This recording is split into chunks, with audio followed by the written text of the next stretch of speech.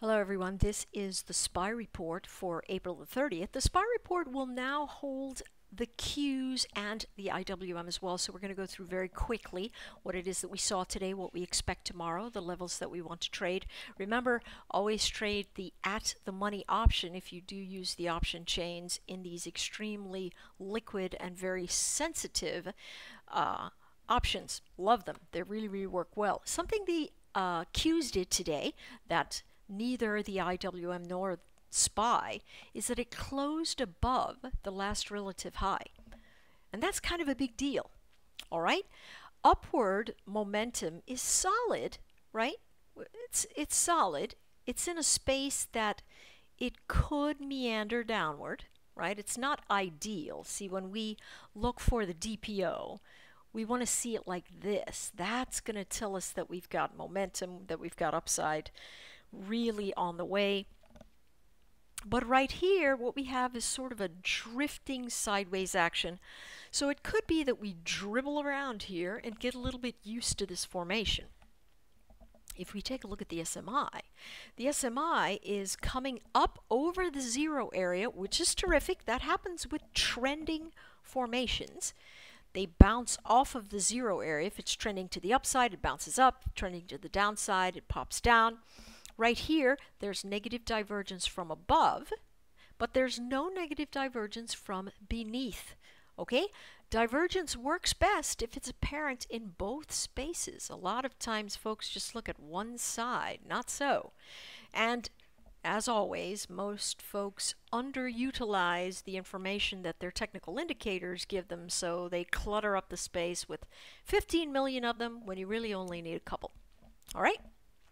So there we go with the Qs. Here's something else that happened. The 50% rule reared its head, which I like very much. And this actually closed right between R2 and R3. So as we move a little bit closer, let's see what the formations say. Now this formation here does have it in a rollover space, so we should come back to take a little breath. What's the trade for tomorrow? Notice where this is sitting, the weekly VWAP. Right on top of it. This is the monthly VWAP. This is the weekly VWAP. It's sitting right on top of it. The break of it will bring you into R2. That's also a collision spot with 70. There's a lot of congestion sitting right around here. A lot of sellers, a lot of arguing right there. The loss of 70 going to be a big deal. If the trade sets up, see, everything is setting up that this thing's going to roll over, right? It's got to take a breath. If it doesn't roll over, it's going to meander sideways. If it doesn't lose 70 and it holds that region, you want to be really careful about thinking that you're going to have a run and not just jump right in if there's some kind of pop. Wait for the candlestick to confirm. All right, so let's go all the way down to the hourly chart, because I know most of the folks that do watch this video are intraday traders. Excuse me. You know what? When I do these videos after the end of the day, it's like my brain is now a bowl of Jello. It's just, I mean, and I'm sorry about that, but here's what we have at the 1 hour chart. We want to take a clear line look at these pivots. Please know this, right now buyers are supporting us here, 70.19. We lose 70.19 on the Qs, we are going to come into 70. If we lose 70, we are going to come in to 69.85, right? That's just going to happen. The midline here is the pivot event, the midline between R1 and the pivot. There's also a little bit of gapping action there that's going to be important. Perhaps it's going to fill. All right?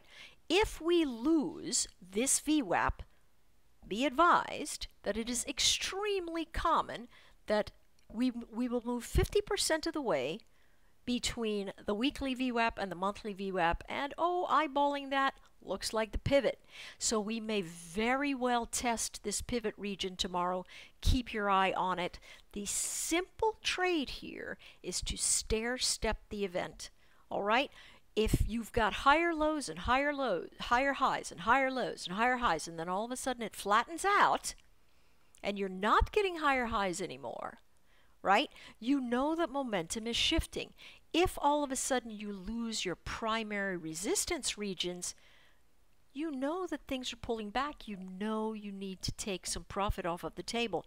If we lose something important like the VWAP, we need to pay attention to the spaces beneath. 70 is going to be the big test for this one tomorrow. I suspect we pull back in these regions. Let's take a look at the 15-minute chart very quickly.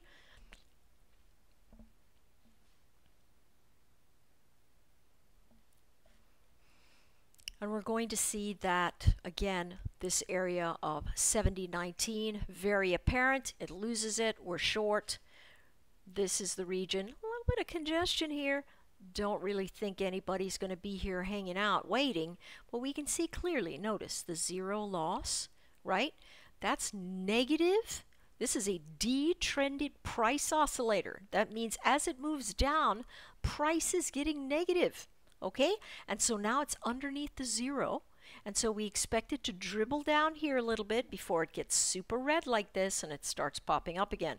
But the second you see this, also technical divergence, notice chart moving up, DPO moving down, flattening action in the momentum event, also something telling us that it was time to go. We did see this formation building in Apple today as it came into the 50 on the day. That was a great target event that we enjoyed.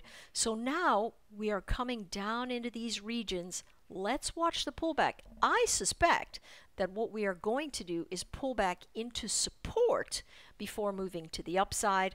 The formations look pretty, wow. The formations look pretty simple and straightforward. Let's just draw one Fibonacci. This is, of course, the Motive Wave platform. Highly recommend it. I like Motive Wave a lot. All right. Oh, look at that. All right. So we've got a bit of confluence here. Some confluence here, so we can see where these things will be pulling back. Not quite to the 1618. A lot of times waves do that, but take a look at these levels. Watch them carefully. If you're not looking at this at 1080i and expand it to full screen, you're doing yourself a great disservice. Just letting you know. All right, so those are the clean levels. Going to start downside action from here, 7018. If indeed we begin to accelerate to the upside, recapture R3, here's the midline between R3 and R4. It's going to be 70.62. You want to look at the 1618 area. It is going to help you. And then that 70.62 region, and looks like we've got confluence up here. That would be the next space that this would move into, and so we want to watch for that. All right, I don't believe that the charts are telling me that that's going to be the motion, but we've got to be prepared for exactly what it is that it's giving us and nothing else, right? We can't stop. We have to think about what the chart is saying and not what we think. All right, so we take a look at SPY and we note that SPY did not close above its nearest relative high. It came down, sitting underneath it. It still looks very nice. It's had the highest close since it's been in this formation. So that is a bouncing event. It touched R3, backed right off of it, and now sitting again a little bit underneath the 50% range between R2 and R3. We're going to expand that a little bit. Notice what we're doing. We really are expanding on this ascending line right here. Could have some more upside that's pretty significant. Now let's take a look what's going on here.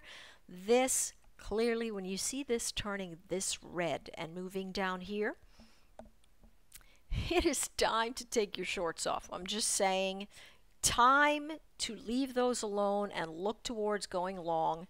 Not a good plan to stay short when these things get down here. All right, so again, we've got this. Now what are we doing?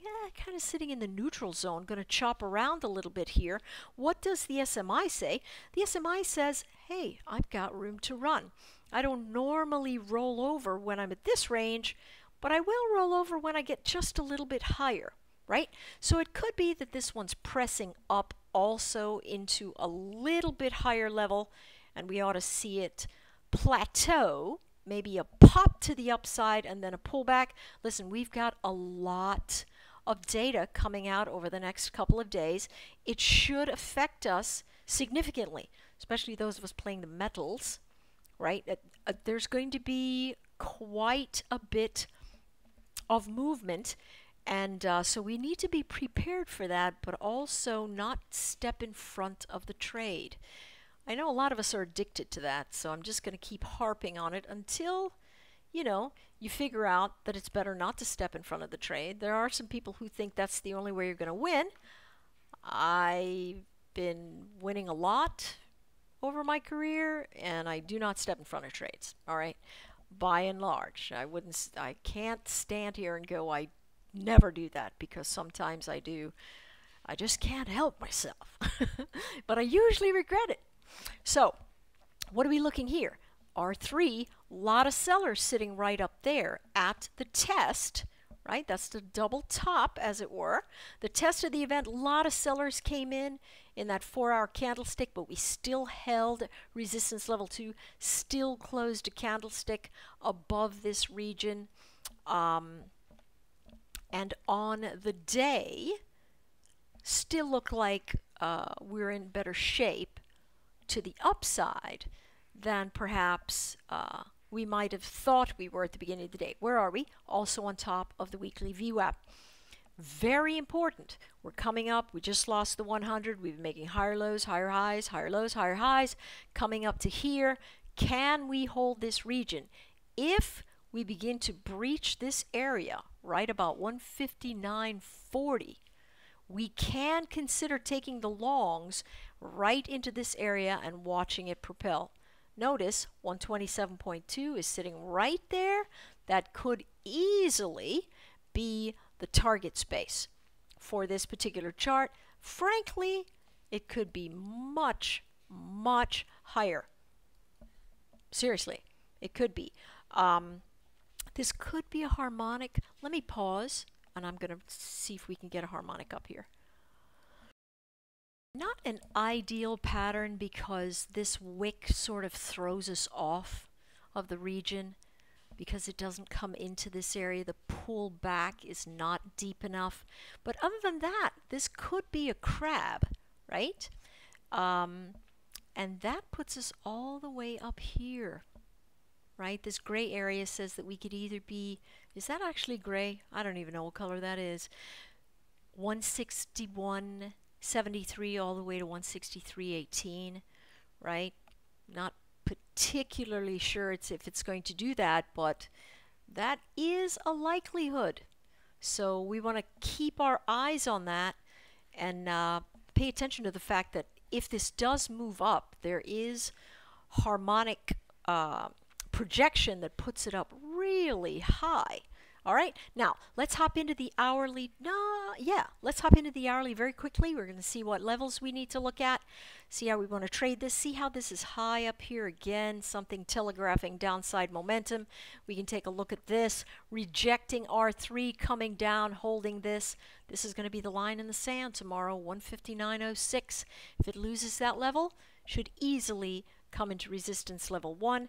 Everything is getting to the space where it could roll over a little bit of negative divergence floating around here, but it's positive from beneath, so we don't see it on both sides. DPO near 0 could mean sideways chop.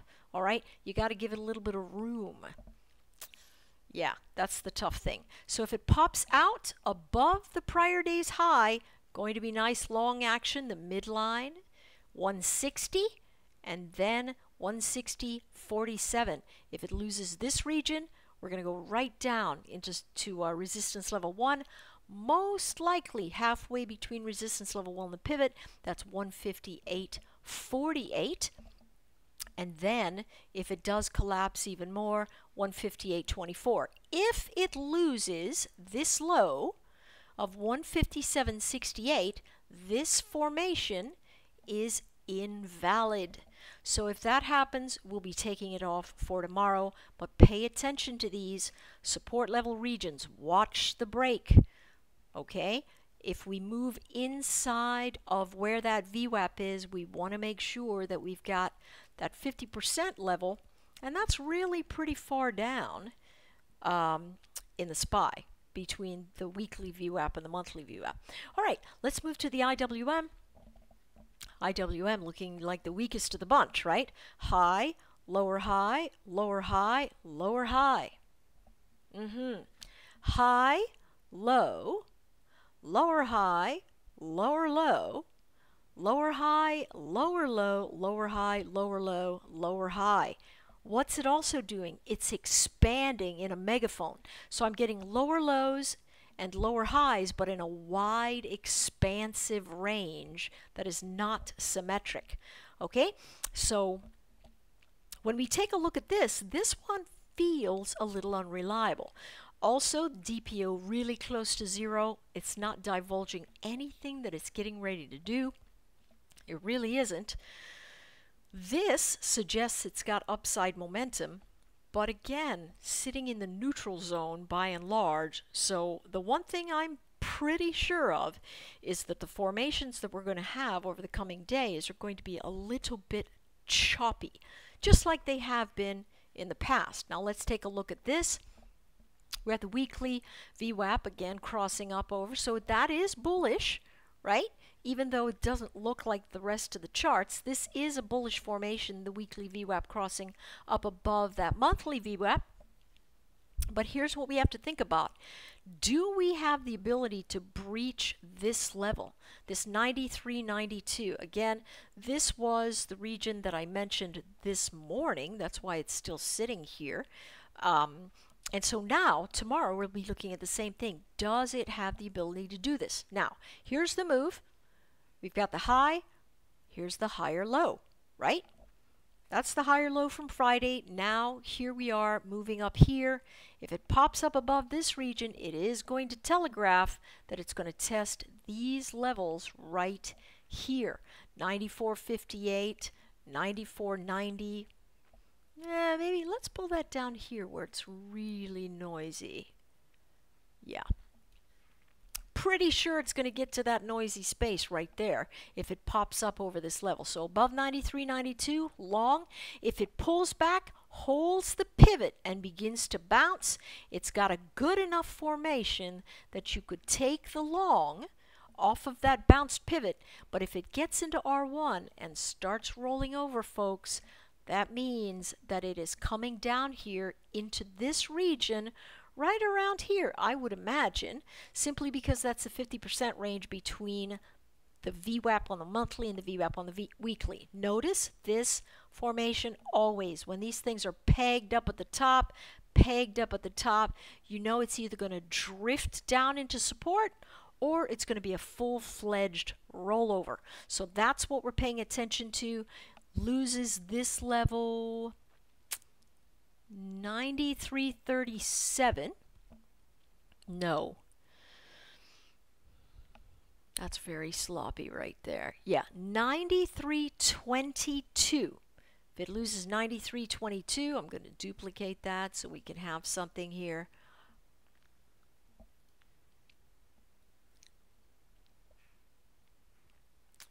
We're going to keep it to 93.22. If it loses that level, you know it's going to come into the pivot and start rolling over. All right? Same token, you know what to do on the upside. If it begins to dribble down here, do you see all this congestion? This is difficult trading. Let's go to the hourly chart.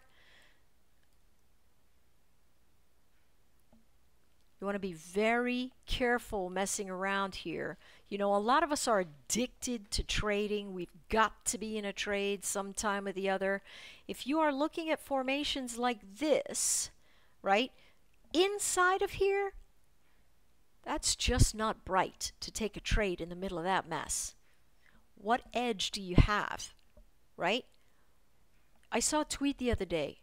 It said, how can somebody trade? How can somebody say I'm not going to take a trade if they don't have an edge? That's somebody that really wants to bat more than 50%. Okay?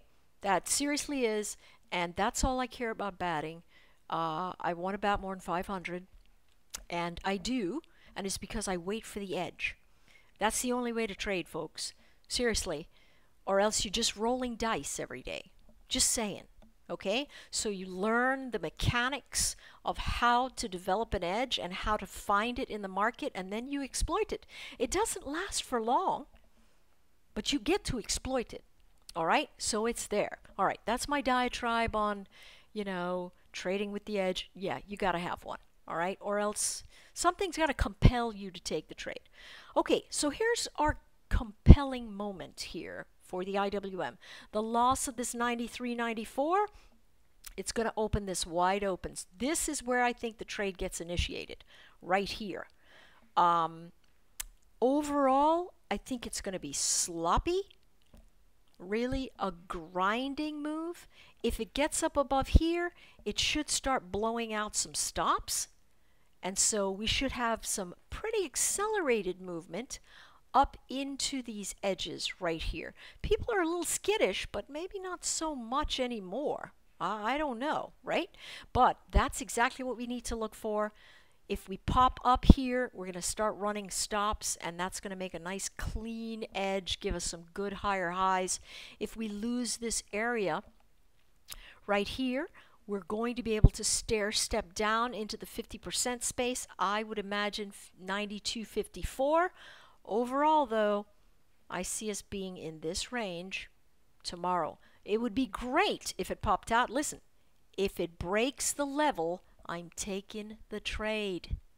If it breaks the level, I'm taking the trade. Either it works or it doesn't, but I'm not going to sit around after the level's broken and I've done 45 minutes of analysis to go, I wonder what I should do. Yeah, not the time for it, okay? You can't think it over at the plate. You just got to get ready to swing because it's going to come at you hard. So get ready. All right, that's it. Good luck, and I'll see you tomorrow.